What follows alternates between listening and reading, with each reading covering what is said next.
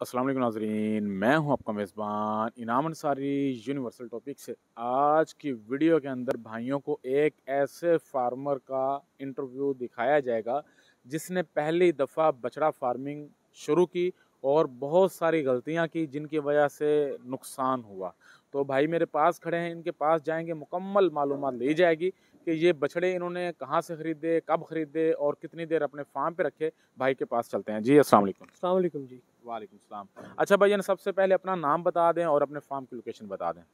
मेरा नाम शहरयार है और फार्म की लोकेशन मुस्तफ़ाबाद कसूर रोड है।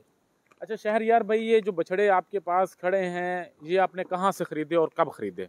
ये बछड़े हमने लाहौर मंडी से और मुल्तान मंडी से ख़रीदे। अच्छा, ये आपने लाहौर मंडी और मुल्तान मंडी से ख़रीदे। जैसे आपकी बछड़ों की हालत नज़र आ रही है, मतलब आपको खासा नुकसान होगा। अभी वेट हो जाएगा। ये बछड़े हमने आपसे ख़रीदे हैं। अगर कोई और भी भाई बछड़े सेल करना चाहता है तो वो हमारे साथ रब्ता कर सकता है। हमारी टीम पूरे पाकिस्तान से अल्हम्दुलिल्लाह ज़िंदा बछड़े ख़रीद रही है। तो ये बछड़े हमने आपसे ख़रीद लिए हैं, आपसे तैयार नहीं हुए, लेकिन इंशाल्लाह इनकी क्वालिटी भी अच्छी नहीं है, आपको भी पता है, नस्ल भी अच्छी नहीं है। इसके बावजूद आपने 60 दिन के बाद मेरे फार्म पे आना है, आपको ये बछड़े हेल्दी नज़र आएंगे और ये तैयार नज़र आएंगे। अच्छा ये बताएं, ये बछड़े कितनी देर पहले खरीदे आपने? ये तकरीबन आज से कोई 2.5 माह पहले ख़रीदे गए हैं। 70 डेज़ का इनका पीरियड है। अच्छा 70 डेज़ का इनका पीरियड है। और मैं ये कह सकता हूँ कि जैसे मंडी वाले जानवर होते हैं आज भी ये वैसे ही हैं। इसकी वजह क्या है? जी, जब हमने इनको ख़रीदा था इसके अंदर हमारी बेसिकली बुनियादी मैं आपके व्यूअर्स को बताना चाह रहा हूँ 3 गलतियाँ होती हैं। नंबर 1, जब भी आप बछड़े ख़रीदें या फैटनिंग फार्म की तरफ आएँ तो जब भी आप आएँ तो हमेशा आप वेट करके बछड़ा बाय वेट, जिस तरह लाइव वेट पे ख़रीदते हैं आप लाइव वेट पे ख़रीदें। उससे होगा ये कि आपकी कैलकुलेशन रहेगी एंड तक कि कितना। दूसरी गलती हमसे हुई कि हमने जो मिक्स ब्रीड ली और कुछ हमने जो है वो प्योर फ्रीजियन या ऑस्ट्रेलियन ले लिए और कुछ हमारे अंदर बिल्कुल देसी हैं। अब आपने जब भी लेना है आपने ब्रीड का हमेशा ख्याल रखना है कि आपने फ्रीजियन या वलैती बछड़ा नहीं लेना। सही बात है। दूसरी चीज़, आपने जब भी इनको, क्योंकि बहुत सारी डाइट्स हैं, हर बंदे का अपना फॉर्मूला होता है। हमारा रिक्वायर्ड वेट गेन था 1 किलो से 1 किलो 250 ग्राम, लेकिन वो जो है हमारा वेट गेन जो है वो 1 किलो से 900 ग्राम से 1 किलो तक ही रहा है। हमने जब ख़रीदे हमारी 3 बुनियादी गलतियाँ थी। नंबर 1 जो कि हमने इनकी नस्ल, उसके बाद नंबर 2 जो गलती थी साइज़।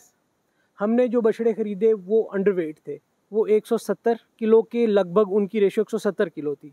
तो कितना वज़न होना चाहिए अप्रॉक्सीमेटली जब भी आप फैटनिंग के लिए बछड़ा ख़रीदें तो उसका वज़न कम से कम 240 से 250 किलोग्राम के दरमियान होना चाहिए, ताकि वो बछड़ा अपनी मैच्योर और वो उसकी एज भी उस हिसाब से होगी और उस हिसाब से फिर वो जो आप उससे फीड देंगे उस हिसाब से वो मैच्योर होगा। अच्छा ये बताइएगा, 2.5 माह आपने बछड़े रखे हैं, 70 दिन बछड़े रखे हैं, आपने इनको खुराक क्या दी है? ज़रा अपना डाइट प्लान बता दें।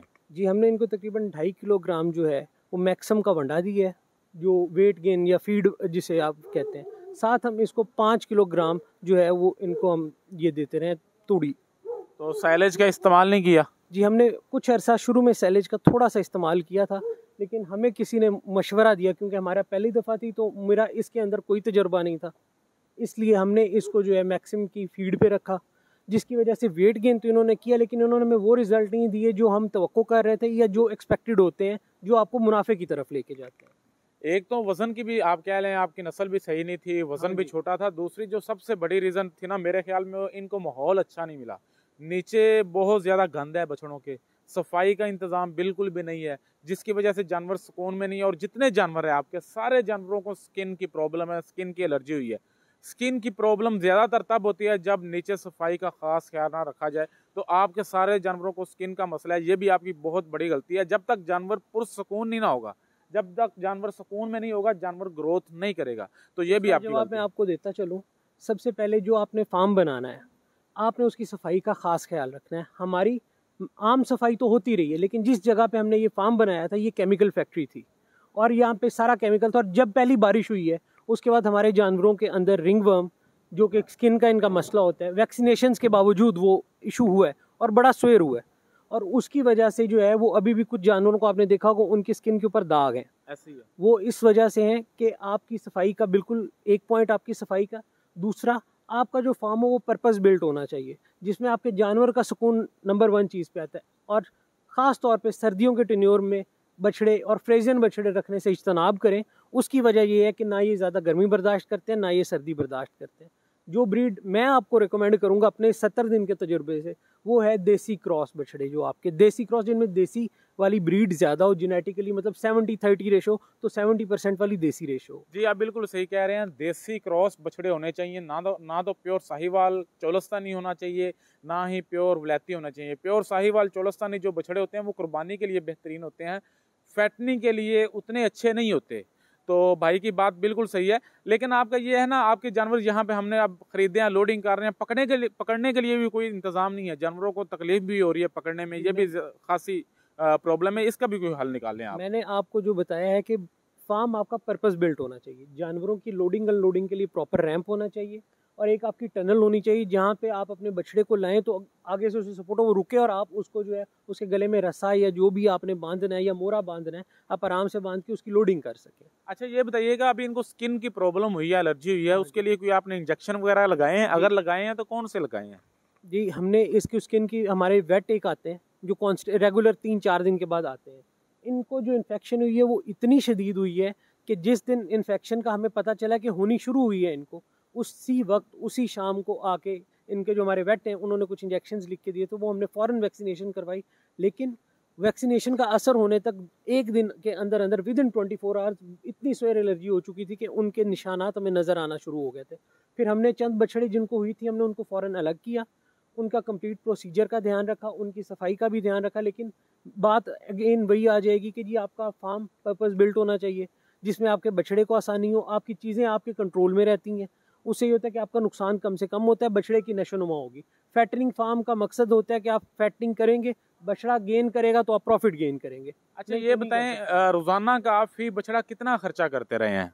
जी अप्रॉक्सीमेटली इनके रोज़ाना का जो हमारा 2.5 किलोग्राम इनका जो वनडे का खर्चा था वो 120-30 रुपये पड़ता है, क्योंकि 2050 रुपये का एक बैग आता है इनका 20 kg वाला। एक जानवर पे कितना तकरीबन 250 खर्चा करते रहे हैं? 200 से 250 के दरमियान में इसका खर्चा, क्योंकि 5 किलो तूड़ी है जी, और उसके अलावा जो है, और एक मेन गलती मैंने और की है, मेरे फार्म पे स्टाफ रिक्वायरमेंट से ज़्यादा था। अच्छा ये भी एक गलती है आपका, कम से कम 100 बछड़ों 50 से 75 बछड़ों पे एक आदमी इज मोर देन इनफ। अच्छा अगेन बात हुई कि आपका फार्म अगर पर्पस बिल्ट है नहीं आपका ठीक है, आपका स्टाफ तो ज्यादा था, लेकिन उसके बावजूद स्टाफ ने कवर नहीं किया आपके फार्म को। जी अगेन वही बात थी, एक क्योंकि स्टाफ के पास एक्सपीरियंस नहीं था, दूसरा मेरे पास भी एक्सपीरियंस कम था। अच्छा ये बताइएगा, आपने इनको वैक्सीनेशन की होगी जब खरीदे हैं, कौन कौन सी वैक्सीनेशन करवाई है और डिवर्मिंग की है तो किस कंपनी की है, जरा डिटेल से बताइएगा।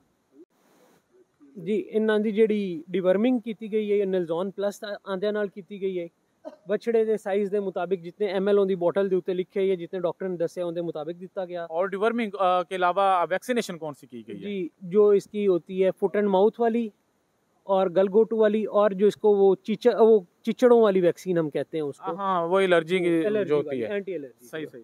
अच्छा अब क्या आप नए फार्मर जो इस फील्ड में आना चाह रहे हैं उनको क्या मुखलिसाना मशवरा देना चाहेंगे?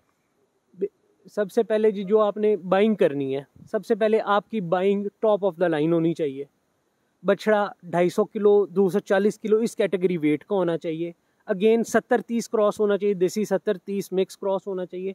उसके बाद है आपकी डाइट, जिस तरह आपकी डाइट, जिस तरह आजकल आलू की डाइट एक डाइट बहुत आम दी जाती है, कुछ लोग उससे पहले जो शुगर केन क्रश देते थे, मेरी जो डाइट थी वो एक्सपेंसिव थी, उसकी वजह से, और उसके मुताबिक उतना वेट गेन नहीं हुआ जितना रिक्वायर्ड था। अगर उतना वजन बछड़े मेरे अगर उस तरह का वजन कैरी कर जाते तो उन्हों की साइज़ के मुताबिक साइज़ ਤੁਹਾਡਾ फार्म ਤੁਹਾਡੀ डाइट तो उनके बाद एक्सपीरियंस। पंजाबी का भी एक है ना कि पहली चट्टी दूसरी हट्टी तीसरी खट्टी। चलें जी, आप चट्टी की तरफ जाना चाहेंगे या इसको यहीं पे वाइंड अप करेंगे, ये बताएं। जी फिलहाल तो मैं इसको यहीं पे वाइंड अप करूंगा, क्योंकि मैंने इसको अपना डेयरी फार्म वाइंड अप करके स्टार्ट किया था। डेयरी फार्म के अंदर अगेन आ जाता है कि आपका डे टू डे इनकम होती है। सही है। नहीं अभी आप इसको बंद करके क्या डेयरी फार्मिंग की तरफ जा रहे हैं? जी मैं वापस अपनी डेयरी फार्मिंग की तरफ ही जा रहा हूं। चलें, बहुत शुक्रिया शहर यार भाई ने इन्फॉर्मेशन दी है कि उन्होंने कौन कौन सी गलतियां की हैं, किन को बार बार दोहराया है। तो मैं उम्मीद करता हूं कि आज की वीडियो काफ़ी इन्फॉर्मेटिव थी, और भाई से ये जो बछड़े हैं ये वलैती बछड़े हैं, वलैती क्रॉस हैं, देसी क्रॉस हैं, ये तकरीबन 32 बछड़े हैं, ये हमारी टीम ने ख़रीदे हैं। और इंशाल्लाह ये बछड़े हमारे फार्म पर जाएंगे, कालाशाह काकू फार्म पे जाएंगे, और वहाँ पे हमने 300 बछड़े का फार्म स्टार्ट किया है। वहाँ पे 300 बछड़े का हमने फ्लॉक डालना है। तो ये उसी की परचेजिंग शुरू हो चुकी है। अगर किसी भाई के पास बछड़े हों सेल करने के लिए तो वो रब्ता कर सकते हैं। इंशाल्लाह हमारी टीम आपको मार्केट्स में मैक्सिमम रेट देगी। और ये बछड़े जो जा रहे हैं, जो भाई से तैयार नहीं हुए, ये बछड़े भी आप भाइयों को तैयार करके इनकी वीडियो बना के दिखाई जाएगी कि बछड़े किस तरह तैयार किए जाते हैं। हमारे चैनल को फॉलो करते रहिएगा। इंशाल्लाह इसी चैनल पर आपको मज़ीद इन्फॉर्मेटिव और मालूमाती वीडियोस मिलती रहेंगी। आज के लिए इतना ही। अपने मेज़बान इनाम अंसारी को दीजिएगा इजाज़त। अपना बहुत सारा ख्याल रखिएगा, दुआ में याद रखिएगा। अल्लाह निगहबान।